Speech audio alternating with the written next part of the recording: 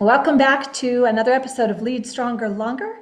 This is the show where we explore what it really takes to lead, personally as well as professionally, and with clarity, your energy high and totally on purpose, but without burning out. And how about without selling out? Today's guest is someone I have deeply admired, not just for her clinical expertise, but for her heart, her honesty, and what she brings to every conversation. I will definitely say she has incredible goddess energy. Again, I admire her so much. I'm super excited to introduce you to Leslie Powers. She's a trauma-informed psychotherapist. She's a philosopher, an educator with over 33 years of experience, where she's been helping people heal from the inside out. She blends deep clinical wisdom with her lived experience and her understanding of natural law to guide others through the complexity of trauma, stress, and modern life. Where was she in my life 20 years ago? If you've ever felt like the world's demands are too much, like you're carrying more than your fair share, or you're just craving a deeper, more holistic approach to healing, this episode is for you. Leslie doesn't just talk about change, she embodies it. And I cannot wait for you to hear what she has to share. Welcome.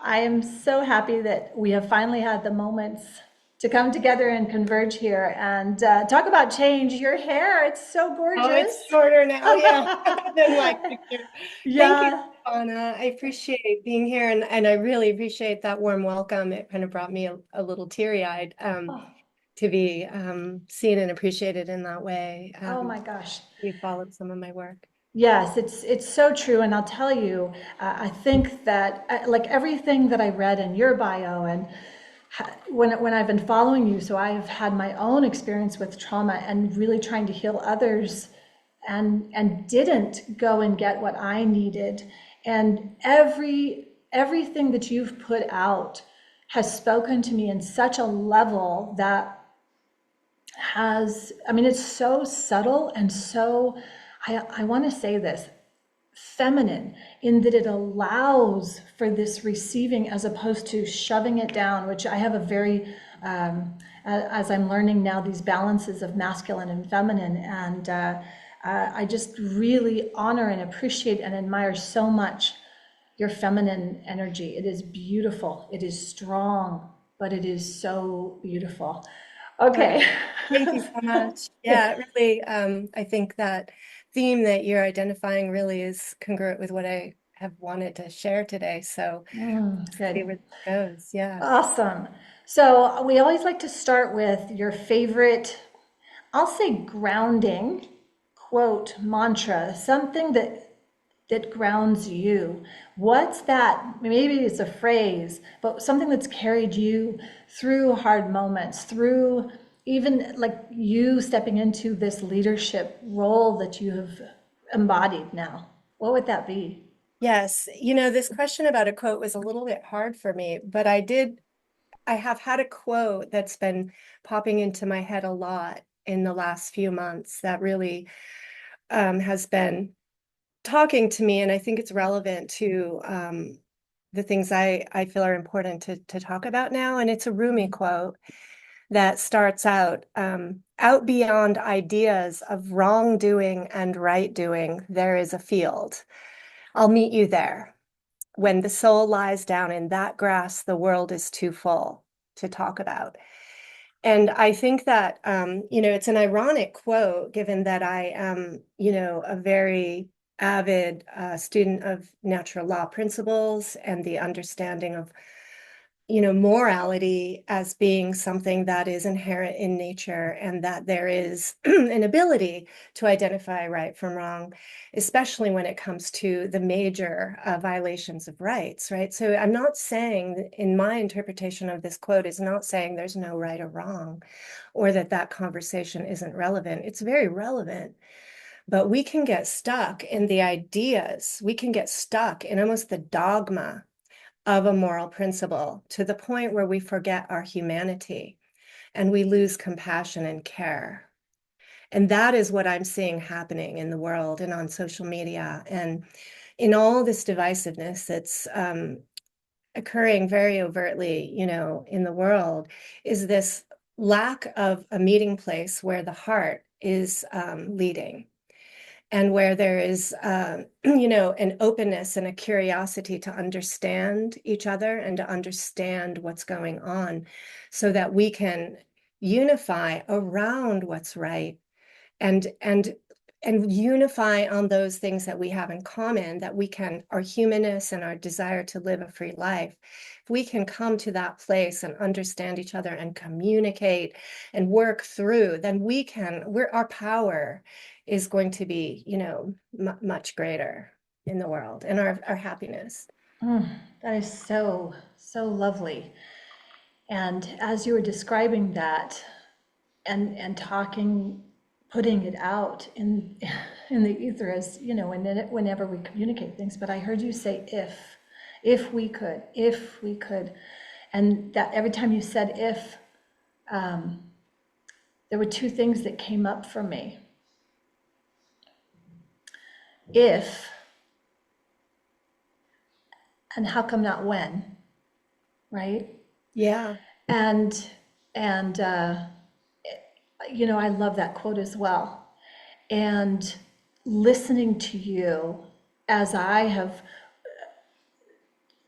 come back from a very right side, right imbalanced brain, as Mark Passio talks about, where solipsism, there is no right, everything's relative, let's all get along, all of this, let them do their thing and ignore. I see how you're expressing this, and it's so eloquent. I'm in awe, truly. Thank you for that. I just want to sit with that for a moment, but I want to address the if. Could you address that for a moment? Sure. Yeah. The when is when we make the decision and we follow through. The if is that we are at a choice point. We are on the precipice. We're like the fool standing at the edge of the cliff. Are we going to jump, or are we going to gather our senses and, choose a path that will, keep life, So the if is about our personal responsibility. And it does come back to every person. And I think, we can see that, there's a process that I've noticed of awakening. We all have our blind spots. That is sort of built into our physiology. The way that our mind, body, spirit system is built to compartmentalize, to protect, to defend. And so blind spots are inevitable. It's the subconscious. That subconscious, that unconscious exists on us on an individual basis within us. It is involved in our relationships. When we're communicating with someone else, their subconscious, their unconscious is part of the dynamic. It's being displayed in our communities and our culture and in the world stage. So we gradually, as we start to open our eyes to see what's really going on, and we're faced with this like very shocking truth that rocks our world, right? And puts us into dilemma, internal conflict and external conflict. It can be very frightening. And it's very common for people to get more defensive in different ways to protect their world. And when, some folks are really have spent years delving into this and become very clear on these sort of moral imperatives, the ultimate, conclusions around nature being ultimately that which kind of creates the bumpers of our bowling, game here, right? We are not the ones that get to, really decide what's right. But we've come up against it, and then we see that our world is backwards and we are a player in it, right? And when we hit that wall, it's a crisis in a sense for us individually. It's a crisis for us collectively. And what are we going to do about that? Now, if we have folks that are screaming at you, and that might wake you up a bit, but that's just part part of it. There's more to be done. We have to get out of our head, and just our thoughts and stay in an ivory tower, sort of moral awareness. We need to kind of climb down from that tower, and we need to step into the world and be in the messy, relationship world. It's messy, it's chaotic. Yeah, for sure. It can be, for sure. Yeah. And how are we going to navigate that? Yes, exactly. Exactly. Okay. I don't want to go too far off because I have so many questions for you, but you said, and I just want to get clarification on this. You said we don't get to decide what's right. So this comes back to this concept of natural law and moral relativism, where generally, people are assuming that what is right comes from an authority. That's how we teach our children. Follow directions, do what the teacher says, this is the law.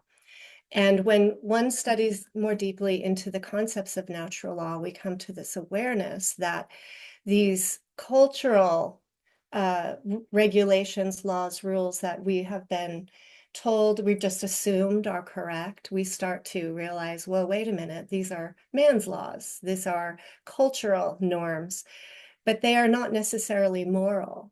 They're not, and when I say right, I'm talking about what's moral. And how do we discover what is actually moral? That is where we recognize that there is a communication from nature itself that is outside of the ability of humans to change. And if people decided that it's okay to rape and pillage and murder because that's what they've justified in their own head, as many people along history have done, there are long-lasting, very deep consequences that we are, in our current generation, we're experiencing now, the consequences of our forebears and the ways they've chosen to rape, pillage, and murder, and steal and trespass. And as you step back and you are an observer of yourself, of your life, of your family lineage, of what's going on in the world, it's pretty unmistakable that it's clear that there are consequences to certain actions, and we can identify those actions as wrongdoings. If you murder, rape, assault, pillage, steal, coerce, force, trespass, lie, there are consequences. And as a psychotherapist, I work with hundreds of people and I get to hear their stories. I get to learn their lineage, their family history. I get to see the consequences. And it's very clear and it's predictable in many ways. Yeah, interesting. I often just assume, doesn't everybody know what's right? And I'm seeing now, of course not, that's not the case in the things that we see. So I'll put that aside because that's not relevant to what I really want to talk to you about. I'll just add quickly something Sure. about that is I do think that we are built with a nervous system that when it is in its kind of natural balanced state, our own body mind system tells us what's right or wrong. Right. You feel it, and what happens though is our system is interfered with through Correct. trauma Right. and and coercion. The very things that we're talking about are wrong, are the ways that we lose touch with our own system, our own system of recognizing Yeah. right. Yeah, it's truly phenomenal. I'd love to dive deeper in with you specifically on the trauma piece another time, because of when I wrote Finding Joy Beyond Trauma, it was specifically dealing with my own childhood sexual abuse and trauma. And that essentially was the perspective I saw everything through, that I was bad, dirty, wrong.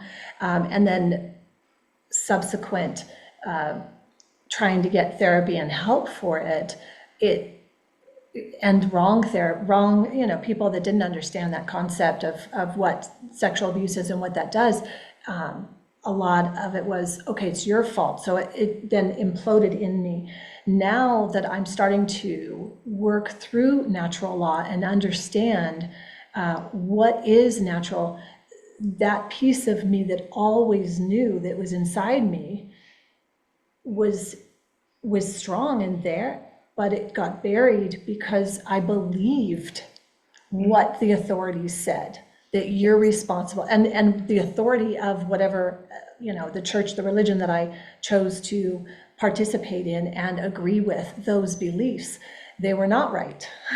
They were just beliefs, and those beliefs caused a lot of harm, a lot of pain and suffering, not just to me, but many, many others. And so this is why I think it's so important, the work that you do, and that you're bringing the natural law to it, because it is so inherent in each of us.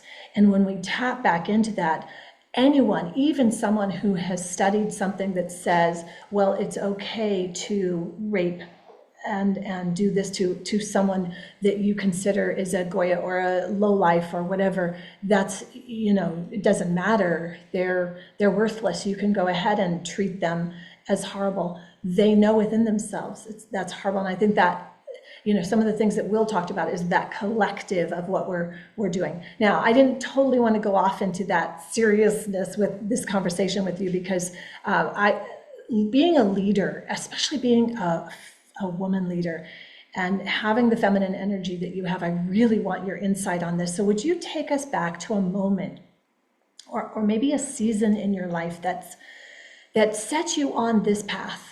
That, was there a personal story or a challenge, or even, when I say breakdowns, I always consider breakdowns as opening the door to a breakthrough. So is there something like that that brings us and opens the door to your current work? Yeah, that's an interesting question. Even the part about sort of identifying myself as a leader is a newer identity, to attach to myself, in a sense. But in terms of what I'm doing, in terms of public speaking, communication, being on podcasts, feeling passionate, and feeling that I have a responsibility to share and make an attempt to impact people in the world, I guess. That is a very relatively new thing for me to be doing. And I would say just over the past 4.5 years or so. And my life experiences up to that point were often very chaotic and overwhelming. My life as a single mother, working full time, having a lot of passions, and just trying to, kind of balance out my own needs in life. That was really a full-time job. But I've always had a curiosity and for knowledge and for seeking truth. So that's been kind of running throughout my life. And ultimately, many people have said this, and it's true for me, that finding the work of Mark Passio was a pretty mind-blowing experience. His work created a integration. I just sucked up that work, and a lot of light bulbs went on that connected it to, my life experiences and to what I was understanding in the world in terms of my work, right? And so it was through that, and then the whole events of 2020 led to meeting people who had similar passion and curiosity and understanding and wanted to be active in the world. And that did include Will Keller, Chris Jansen, John Rowland. There's a small group of people where, we wanted to take action. We wanted to do something, and we wanted to support each other, feeling a bit alone in a sense on the outskirts of things. And so it's helpful to have people, like a support system. We all need a support system.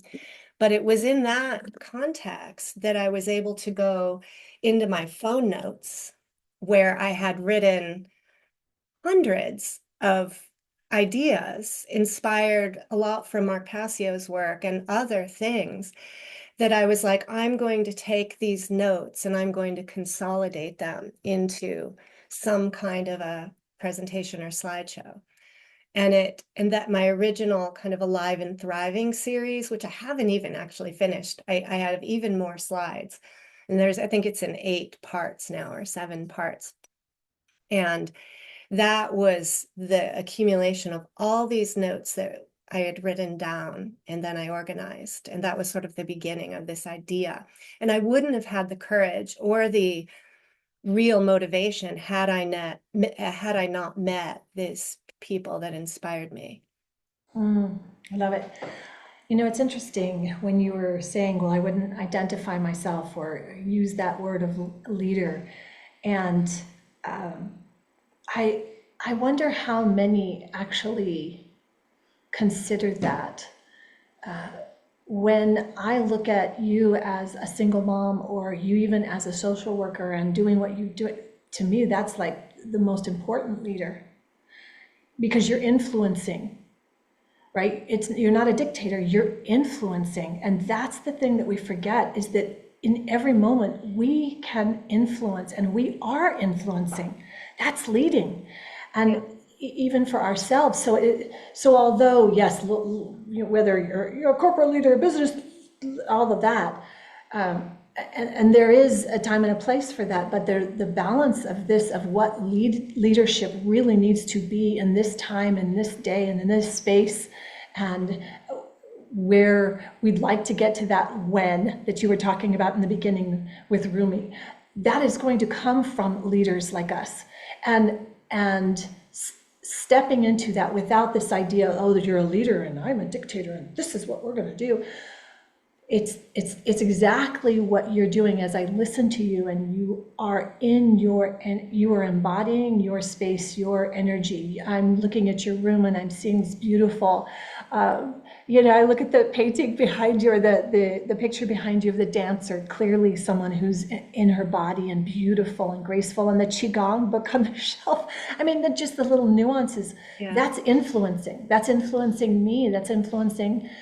It influences you in your environment, right? The way, the subtle movement with your shawl that you put on and the beautiful things, that's to me, you leading this essence that allows for this space to be where I can receive and feel my own femininity. And it balances me.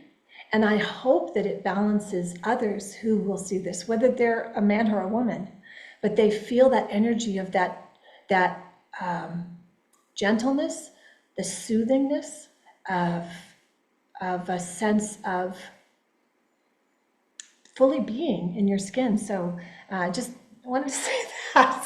Thank you, Savannah. I appreciate that. The subtle things do matter. And, as a woman, I think I've felt a lot of times that the feminine aspects have been not seen or appreciated in a sense. I think many women have that experience. And so it's beautiful to have those qualities highlighted and seen.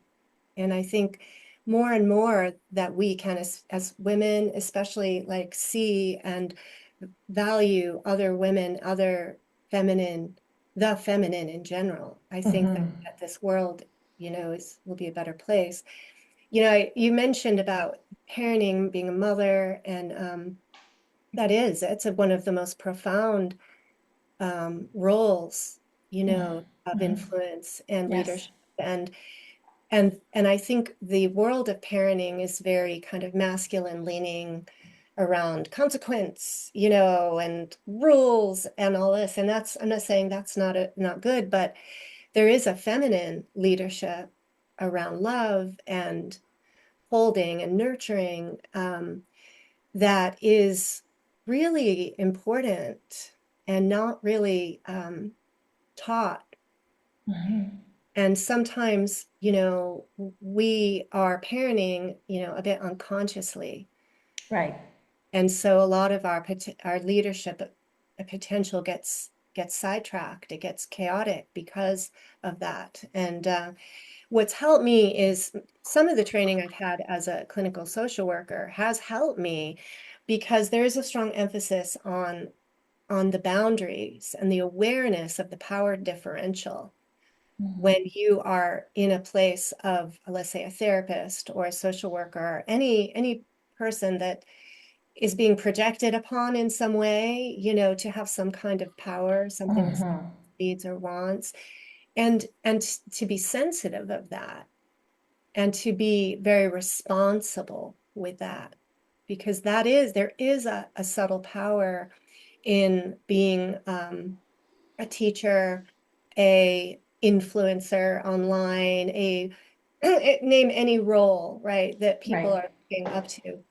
And that responsibility does matter, because when you get two or more people together, you are dealing not only with the visible layer of the conscious, but there's an unconscious of emotion, and sometimes very unaware experiences going on that come into play. Exactly, and I think that that's one of the things that I hope to bring to the world through my art, as well as talking about this is how we can do this. But even as you're describing those pieces that are unconscious, but it's such a bigger piece of us that we've been disconnected from, probably intentionally, right? So that we're staying in a place of fear and not responding from, or even understanding what's been programmed into that subconscious from early childhood. And then, I mean, you even look at how, as parents, I chose to homeschool, I chose to home birth, more so because there was something inside of me that was repelling what the at the time I was older, so I was a geriatric pregnancy, and the things that in the medical mainstream they required or were saying that I would need to do, I rejected. And there was a part of me that came alive, and I'm forever grateful that that part of me woke up, spoke up. No one else told me. There was one woman in my life who had home birthed her children, and I admired her greatly, and she helped. But other than that, it was coming in and asking the questions of myself and being okay to listen to the answers from within. Whereas before, I didn't do that. I would always seek someone else's answer for certain things. And so I think that that's where I hope that one, I can share you and your work with others so that they can see there are other answers than this. Let's this kill, maim, force, and that there is another way, and that there is balance, and that there's harmony. So, what would you say is? Well, let's go into resilience. And real resilience, because we can suck it up and be strong, but real resilience where there's that transformation. I mean, certainly as you were describing your work, and then in the last 4.5 years, 5 years, you've had a shift that probably required some resiliency, even being a single mom. But I'll use this because I do want to speak to leaders, and I want to keep putting this out there that you are a leader in every moment. Even maybe you're not a boss or like the president of a company at this moment. You are a leader at some point in your life right now. So every strong leader, and I don't mean strong by force, I mean strong in your center, in your power center, which is your heart, your gut, your mind aligned in harmony and tapped into a higher, right? So every strong leader, I believe, has a story, and that it's shaped them, right? And you've said this last 4.5 years, but I'm wondering if there was a moment maybe that stretched you prior to this 33 years being in doing what you've been doing. What made you choose that? What brought you to that point? Uh, I'm really curious, and how did it change you?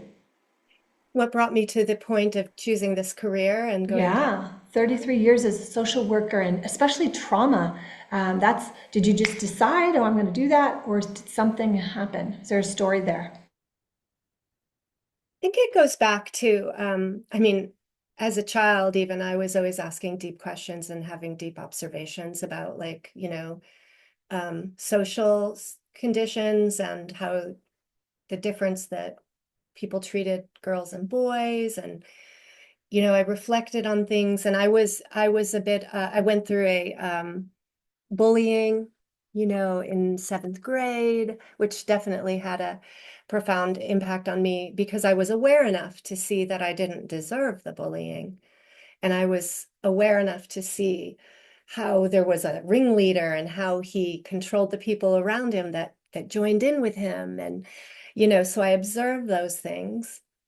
And then I went, I started Taekwondo, which was a martial art. And that was profound, actually, in terms of um, helping me move out of a place of feeling very shy and very small and not confident, not poised. It trained me in a sense uh, to to see myself different. And then I had some talent as an athlete, so there was a lot of experiences there.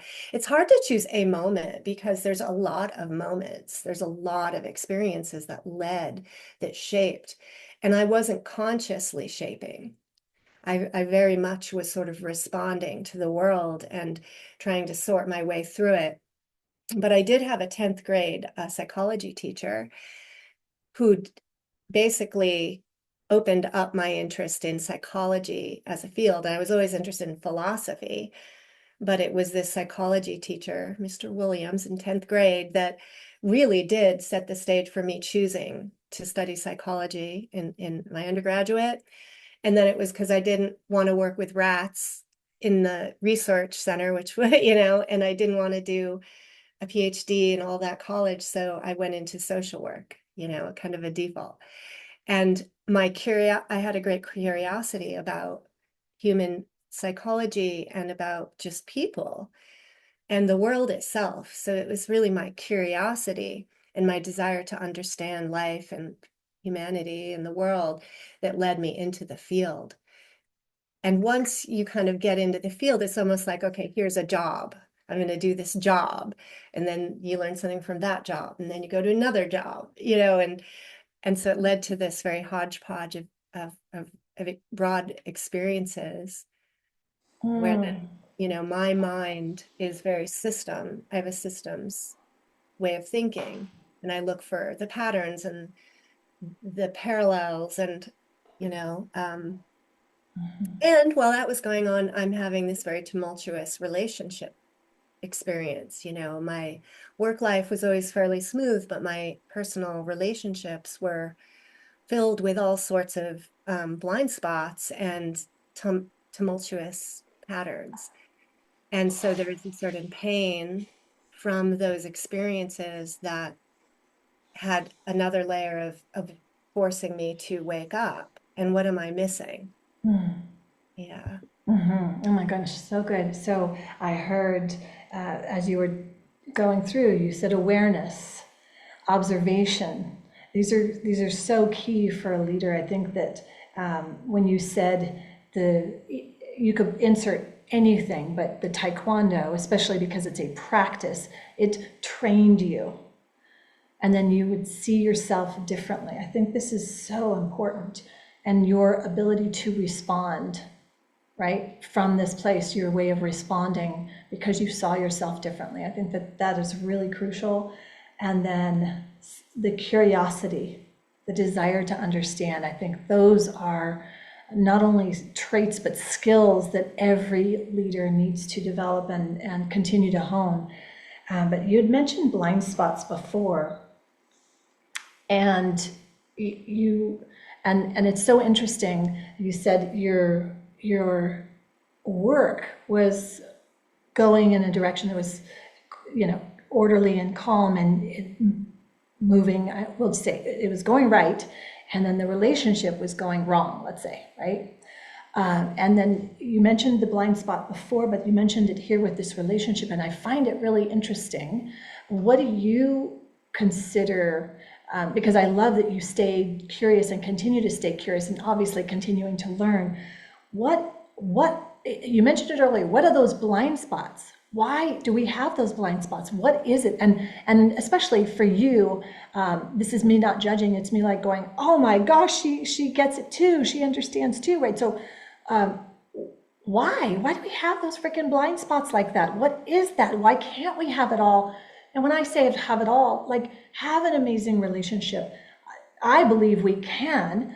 I really strive to help my clients get that, because I talk about this. You want to have your energy, your work, and your love. That's the trifecta that I teach my clients, right? If you don't have the energy to show up fully, actualizing your potential as you, right? And then have a relationship, whether it's, and it definitely includes your relationship with yourself, those relationships, your love relationships, connections, etc., and then your work, what it is, whether it's your job or your purpose, right? Those have to be in alignment. But yeah, the blind spots, help me understand more. Yeah. Well, I think that blind spots naturally occur from our childhood experiences and what we as an infant born into a system, into a family, right, with a parent, two parents perhaps, or one or two parents, both, who are already programmed in a way and have their own unresolved issues, and so we don't know what we don't know, right? Because the child is very much the product of what they're experiencing. Now, there are, not to say that there aren't seeds of awareness and the ability, whatever happens in our soul that knows something, right, else, that has us questioning and all of that, that's there too. But generally, especially with neglect or kind of culturally accepted, oppression, or just very dogmatic social training. These are things that create blind spots, because other things are put in front into our consciousness, and we are forced to manage ourselves in such a way that we are able to survive, and function in the world. And by doing that, all sorts of psychological parts are kind of stepping into the forefront to help us to get those successes and those rewards socially. And if no one brings our attention to what's being buried within, or isn't able to describe to us what's going on, let's say when a child is having a temper tantrum or is acting out, or we get a somatic, health symptom, right? How is that going to be interpreted by the external world? If you go to a doctor, how do they see it? If you talk to your mom, how does she see it? For example, on a simple level, as a kid growing up, my parents were solid people. They were predictable, they were reliable, they were good people by all accounts, but nobody ever told me I was smart. No one ever told me I was pretty, right? I didn't get feedback, really. I was just sort of kind of free in many ways, but going through life, trying to figure it all out on my own. My ninth grade teacher told me I was smart. That was a transformative moment because I never saw myself that way. My Taekwondo teacher at age of 13 said I could be a national champion. Really? I could? Me? I guess I'll try for that. I'll train for that. Lo and behold, I was on the national team. And so it's an interesting example of how a lack of feedback, a lack of stimulation or truthful reflection can lead a person to not see things, right?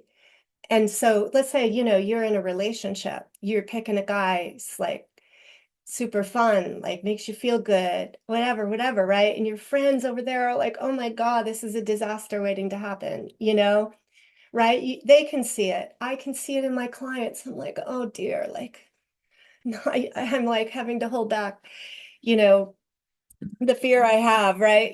Because you could see it on the outside, but a lot of times people, they don't see it in themselves. We just don't see ourselves clearly a lot of the time. And in our world today, people aren't, normally kind of having those dialogues. There's some friendships that really can do that and that they're valuable. But a lot of times, like I didn't talk to my friends about the things because I knew they were going to give me that feedback, right? And I had, and so I tricked myself. We're always tricking ourselves.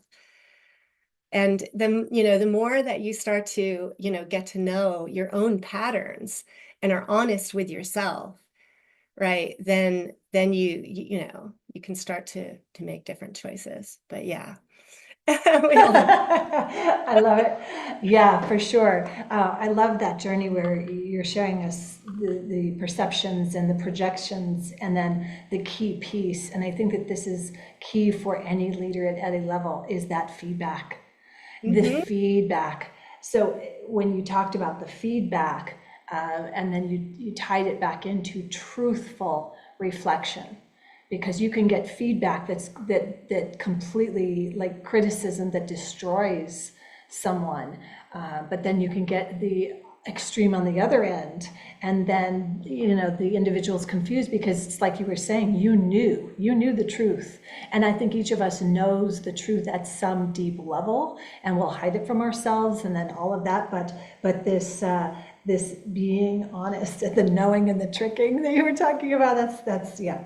How do you self-reflect then? Because I'm sure you do it now, right? And maybe you do have a community and friends that you're also reflecting back, which is probably something, I mean, that I think is something that is so needed now. I would love to start creating that. I think I'm going to add that to my Powerhouse Leaders Mastermind, is more of that reflection. I have a little bit of it, but usually I prefer not to have opinions involved because projection, of course. But I think that this self-reflection is very valuable. And then what you were saying with regards to having friends who could see that and that that's the safe place. How do you self-reflect? I'd love to know. And what is your daily routine of that? Is there anything like that that you've done? Yeah. Yes, I have daily routines. I think my routines in the past were a little bit more regular in terms of a very routine meditation in the morning, which I'm slipped a little bit away of, but I'm moving back towards that very daily, more focused meditation. But every morning, I have a reflective time and I have a sort of rooting into my space, whether it's sort of sitting with mindful observation of my space or being outside and connecting in with the elements there, and usually journaling, setting intentions for the day, being clear on what I've got going on and how I want to go through this. And also I think because we're all really pretty busy, and it can get very easy to focus on our external tasks, our work, our whatever. But oftentimes there's things that we're avoiding. Whether it's an interpersonal conflict that's still got some loose ends, or some decision we need to make that we're going to have some inner conflict. So my reflection is going to be, and throughout the day, really, anytime I can find some or may create some contemplative time, is noticing what is not feeling at peace, what is unresolved. I always ask people, like, what are you avoiding? What are the memories from your past that you avoid looking at? What are the, relationship experiences that you are avoiding? Who are the people you want to avoid, right? Because it's in that avoidance that we can learn kind of what we need to be looking at and dealing with. Yeah, Yeah. absolutely. That's The other great. piece is, I think it's important to have some slow down time.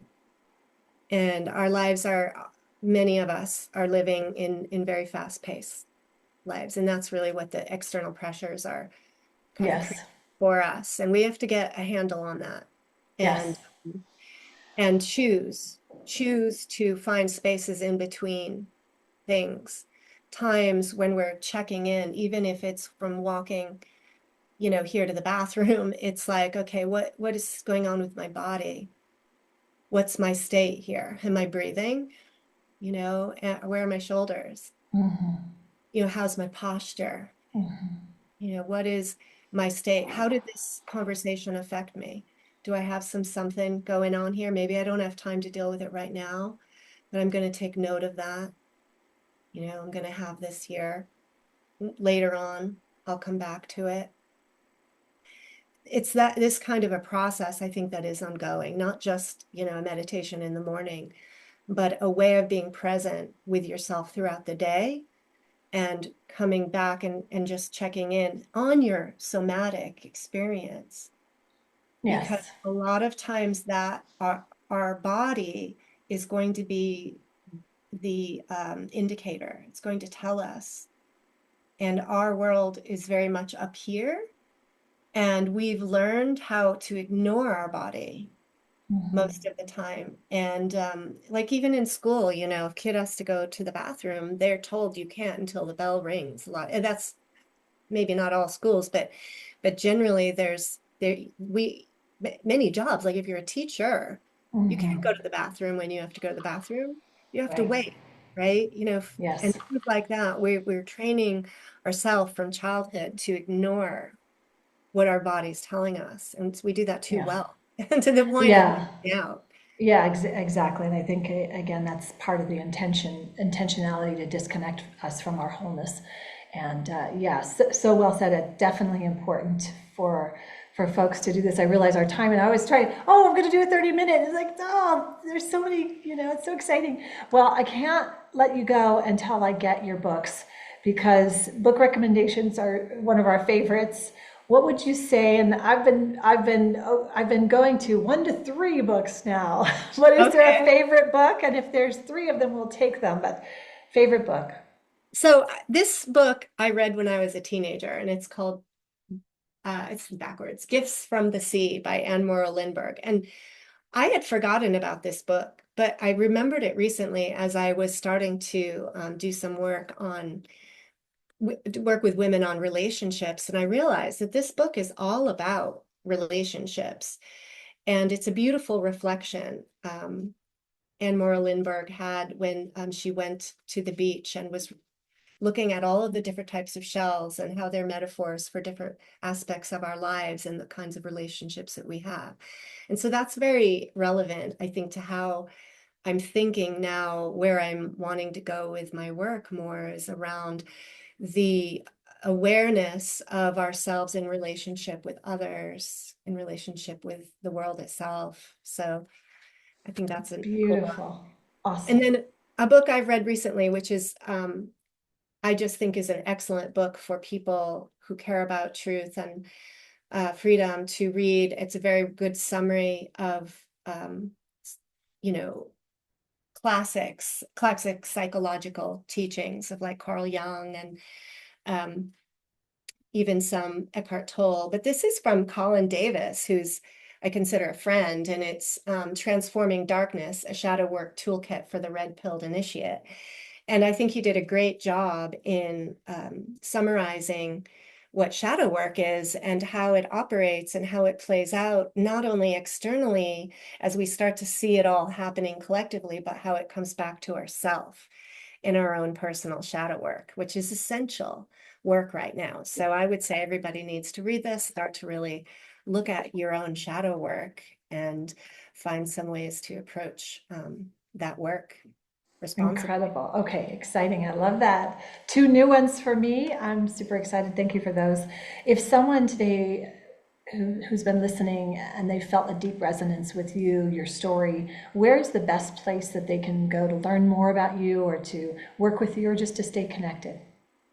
So I gave you a tap link, and I think going to that tap link and then looking at the different social media platforms that where you can find work that I've done. That's whether you're an Odyssey person or a YouTube, or you want to look at a website, you can get the work that I've done there. I feel like I'm in a certain flux. I'm in a state where I'm coming back into the cocoon a little bit to figure out where I really want to focus, and I'll be expanding, or maybe not expanding. I think I may be narrowing in, but uh, developing a more focused website, which hasn't gotten built yet.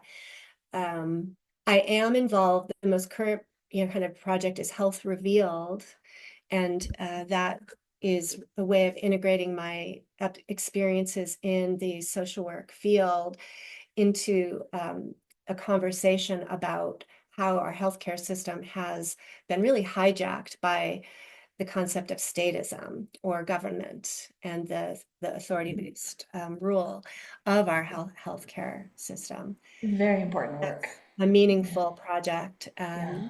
I encourage people to check out, and I will be coming out with more of my own material as things progress. But this year, I'm really kind of going to be I think into doing more internal reflection and writing and getting clarity, and then coming out a little bit with fresh stuff a little Mm. later. Nice. I love it. Okay, well, folks, I told you this was going to be powerful, definitely nourishing and personal. What Leslie shared today isn't just therapy talk, and it's, from my viewpoint, this is leadership gold. I've got notes here on this, and I hope you've been taking notes as well, because the truth is, healing and really, if we can get the right feedback, that's part of the healing process. I think that is a key part of it, but that's the part of leadership. And a good leader is going to be able to give that feedback, but also a good leader also is getting the feedback that they need so that they are able to reflect. And I mean, it's all connected, right? It's all connected. But we don't just lead stronger by pushing through. I love that you brought that up again, Leslie. That's super important. We lead stronger by being present and by getting honest. That's one for sure. And I would say, as Leslie's reflecting and embodying this, by doing the deeper work. Your energy, Leslie, is so calming and nourishing that even though you're going back to this energy, my extremes are pretty high, right? And I love this energy where you're, even when you're going into the high work, you're still calm. I've seen many of your episodes and you're still in that energy of it's here, where it's a balance, right? And I'm working on that. That's something I'm definitely working on. I've seen that as my blind spots of and then down, down, down. But I want to say, folks, if you're ready to do the deeper work, or something that Leslie has said resonates with you, you can find, and I will put all of these in our description in the show notes as well as her tab, but she's got incredible work on the One Great Network. But I want to also just remind you, this is the moment to take time.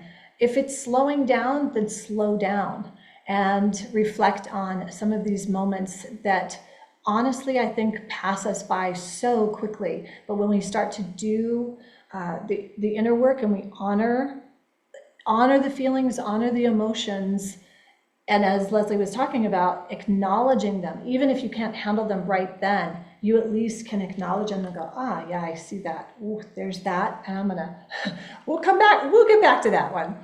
But I would like to just ensure folks that, and definitely I want to thank you, Leslie, for reminding us that there's no shortcut, right? There's no shortcut, but there is a beautiful integrative path. I think that some of the notes that I always take notes on all these, and I've got this is just like this integrative path. I saw the integrative path come all the way back to Rumi, one of my favorite quotes as well.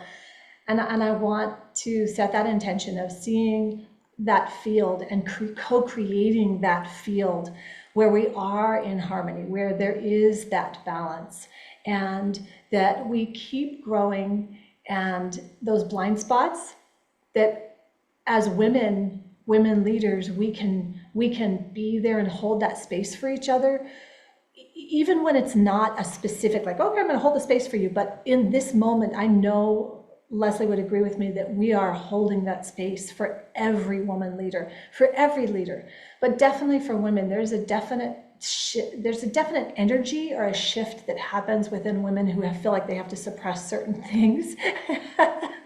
I know, I guess, like, come on, my son was behind me saying, let's go, you're already past the time. Okay, keep leading, keep growing, and remember, the world needs your strength, your true inner power. Yeah. Forcing it, not you forcing it, and not burning out. Right? Yes, and through the care principle, like bringing that feminine principle of care to the table. Yes. Recognizing process is important, how we do things. Exactly. And care doesn't have to look like being a victim or like, I'm looking at this feminine woman that you are, but you are so strong, caring and strong. And I love that balance. That to me is the balance. That's what I'm seeking, is within myself and honoring that place in me. So yes, for sure. Thank thank you you so much. Until next time, lead stronger, Alrighty. longer. Bye. Bye.